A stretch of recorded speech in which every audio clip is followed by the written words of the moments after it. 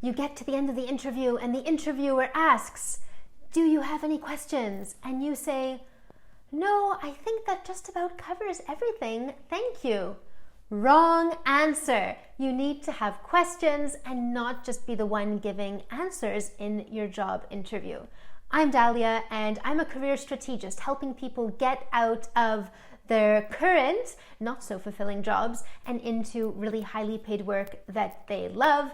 And I've also worked about more than 22 different jobs myself as a communications consultant. So I've been in a lot of interviews just on my own. Now, not asking questions in an interview can make you seem actually like you're unprepared or like you're not that interested in the role, or at the very least, like you're just there to compete against other people and you give your answer and that's it, versus the high value professional who's also interviewing them and ensuring that this is indeed the right role for you. So it's a massive change in, I want to say, like a power play, right? When you're just allowing them to ask you the questions and you're the one answering, then it's like you are being evaluated by them and they get to choose pass or fail. But really, an interview, when you're a high value professional, is a two-way process where you're also assessing them as much as they're assessing you, because when you're a high value professional, you have other job offers, you're talking to other employers, and you're just trying to select the best one, just as they're trying to select the best candidate. Do not let the employer be the one with the upper hand. Now, if you say, "Okay, great, Dahlia, but I don't know what to ask them," then don't worry, we're going to outline a few ideas for great questions in this video. Have your pen and paper ready, because you're going to want to keep this list handy to prepare for your next interview. Question number 1. What would really impress you in the first 3 months of starting this job? This is a great question at the end of an interview because it shows the employer that you are eager to immediately make a positive contribution and provide value to them. You want to pay close attention to the employer's response because it's going to tell them what would be a win for them. Sometimes what you would think would be a win or what you think they want is not always the same thing that is the first thing on their minds. Sometimes what you think they need is something much more complicated, and actually they just need something really basic, and you didn't even mention that thing because you thought it was too basic in the interview. So this gives you the potential to talk about that thing. When they talk about the first thing we would want you to do, I mean, the biggest priority for us right now is, I don't know, the biggest priority for us right now is getting our website updated. And you had all these grand plans for them. You didn't think getting the website updated was such a massive deal. But if it's their priority, right, you need to give them what they want before you start thinking about all the stuff that you think would be good to do. So you might say, "Oh, okay, we didn't even get to talk about the website update. So what specifically do you feel is the biggest challenge in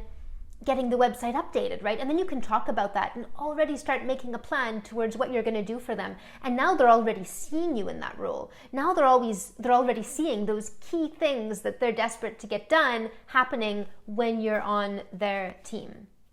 The next question you can ask, I already kind of touched on it, but what's the biggest challenge of this role? And this is going to provide some really key insight. So on one hand, they might tell you about a challenge that you realize this is actually not a challenge I want to have to deal with, right? They might say, "Well, this role involves dealing with some difficult personalities and we need someone who's really great at handling different types of people." And you might read it between the lines and realize, okay, this job means I have to deal with some very toxic individuals, and either you decide that's not going to be a problem for me, I'm great at that, and no issue, or you decide, okay, this is a massive red flag, I need to get out of here. So that's on your side, but on the other side of things, just in terms of making you look like a great candidate, is they might say, "Oh, well, the biggest challenge is," and they say what the challenge is, and you might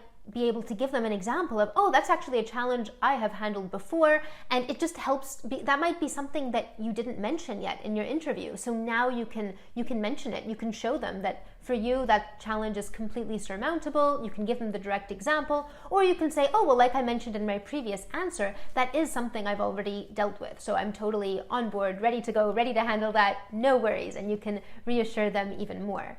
Again, asking this kind of question is a way to really understand what it is that they're looking for in detail, which you can't always tell in the job description, which sometimes just gives a bucket list of everything they want, but you don't necessarily see that prioritization. What do they actually want to happen immediately? And remember, they're always going to look for those immediate wins, even if there's something that would be great for you to do with them long term. The person they're going to hire is more likely to be the one that they think is going to just jump in and start solving things immediately. So you want to talk about the long-term future, but you also want to definitely give them the sense that those quick wins are going to happen as soon as you are on board. Another question you can ask, is there anything in the job description that I should know about or I haven't asked? If you really don't know what to ask, this is a great question. Have them tell you, what else should I know, right? Like, let them sell you the job.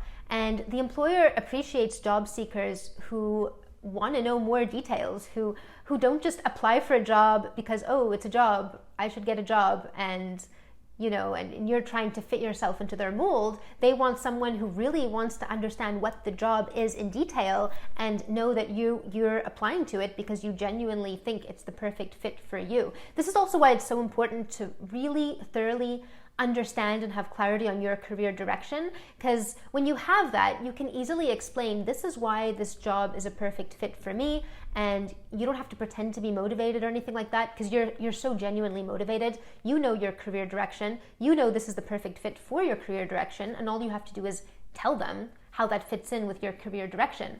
I think where a lot of job seekers get it wrong is they actually don't know what they want, and then they apply for things, and then they get to the interview and they just start answering questions to try to sell themselves for the role. But they miss out on the key piece, which is, this is my direction and this is why we're such a great match for each other. Another question you can ask, this one is slightly sneaky, is, why has the role become available? I'm just curious, how did this opening come about? So sometimes it's obvious on the job advert. They might say maternity leave cover, but sometimes it's not obvious. And sometimes there could be a red flag there, right? Like maybe they have trouble filling this position. Maybe nobody wants to stay because the boss is toxic, or the hours are very long, or whatever, right? So it's good to see how they answer it, if they look like they're nervous when answering it, just like they're watching you to see if you're nervous when answering questions, or if you're shaky on anything. You're watching them to see if they're shaky on anything. And this is why it's also ideal if you can be on a video call or in person, so you can have a look at their face and you'll see their eyes shift if they're kind of like, right? Well, yeah, the role's open because it's just so great. It's just such a great role. It's just, yeah, you're so lucky you're here and that you have the opportunity to get this fantastic role that nobody wants to fill. You'll feel that energy if they feel like they need to cover something up. Most of the time, I have found employers are, most of the time, some people might disagree here below. In my experience, my personal experience, when I've asked these kind of questions, employers have been pretty honest with me. Yeah, they'll say, well, it's a difficult role to fill because, and they'll say why, right? And then you can decide whether that's the challenge that you want to deal with or whether it's a challenge that you don't want to deal with. And then you can move on somewhere else. Okay, another question is, you start off with a statement, I'm the kind of person who's very results oriented. I like to see milestones. I like to see progress. How would my performance in the role be measured? And so this kind of question plays a dual role. On one hand, it helps you understand, how are you going to be evaluated and understand what to expect there. On the other hand, it signals to them that you're not the kind of person who just wants to get in, get a job, and sit there and do your job. You want progression. You are there, you are there to move and to get results, but also, get results for them, but also get results for yourself. You're going to want to be promoted. You're going to want to keep moving, not just get a role and stay there. So this plays both of those purposes. And then when you get the role, you're able to then go back to what they mentioned in the interview. Okay, in our interview, we discussed the measurements for progress. That's something that's very important to me. So can we create a plan now? And by having that plan, even before you start to get the role, but then you follow up with it once you're in the role, you're already creating a plan for your own promotion. A lot of people complain about not getting promoted, but what they've done is they've just competed to get a job role, and then they're in the job, and then they just do their job and they try to work hard, but there's no discussion about progression, and they haven't positioned themselves as a high-value professional from the very beginning. Ideally, you want to be doing that positioning as a high-value professional even before you get the job, even during the interview process. And when you do that, then you get into the role, and then you're already creating that strategy towards your promotion. Another question you can ask is, what's the onboarding process like? This is a great question because number one, it gets them to already start thinking about the onboarding, thinking about getting started, kind of subconsciously planting that seed in their mind. But also it allows you to know, how organized is this company? Are they just gonna give you a contract and then drop you into the deep end of the pool and ask you to swim? Or are you gonna get some kind of a guide?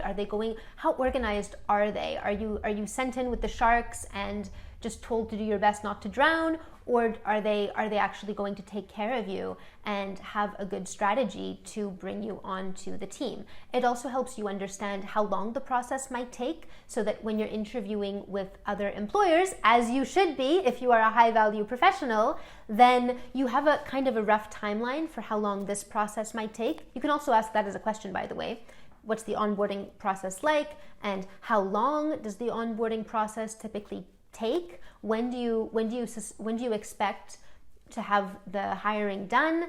You can get a feel for how quick they want to move, and that's going to help you when you're talking to other employers to let them know I'm actually talking to another employer or to some other employers right now. One of the processes is moving quite quickly, so would you be able to give me an answer this week, right? You can kind of let the other employers know they're going to have to let you know if they want to, otherwise you might get taken by someone else. Let me know below which of these questions is your favorite, and are there any other types of questions that you have found have been really important to ask? I wouldn't go overboard. Don't try to ask the whole list. It's not about the quantity, it's more about the discussion that's being generated and how you're positioning yourself. Obviously, if the conversation is going really well and there's all that back and forth and you're getting along, you might end up asking all of them. So it really just depends. But if you can see them getting kind of like trying to end the conversation, you can tell that they have another call coming up or something like that, then don't try to ask all of them.